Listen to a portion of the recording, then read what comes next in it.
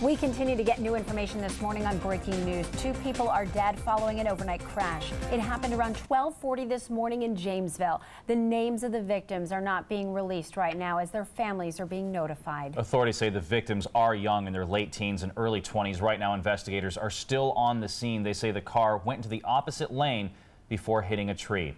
Our Brandon Roth is live on the scene right now with new information. Brandon? A tree in front of the Clark Reservation. Good morning, Jeremy. Crews have been on the scene here on East Seneca Turnpike all morning. That crash happened right at Clark Reservation State Park on East Seneca Turnpike. You can see just past the road here in Jamesville. And the force of that crash so strong that police say that car actually split in half. Now, here's what we know so far. Police say that car that had 3 passengers, 3 people inside, was driving eastbound shortly after midnight on East Seneca Turnpike when it went out of the eastbound lane, drifted over, and hit a tree head-on on the Clark Reservation State Park. The force of that crash splitting the car open.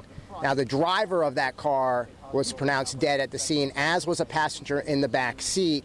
Passenger in the front seat was taken upstate Medical University. They are expected to survive. The police are going to want to question them, they say, to try to get at some kind of idea as to what caused this crash. Right now, they say there could be several possible causes.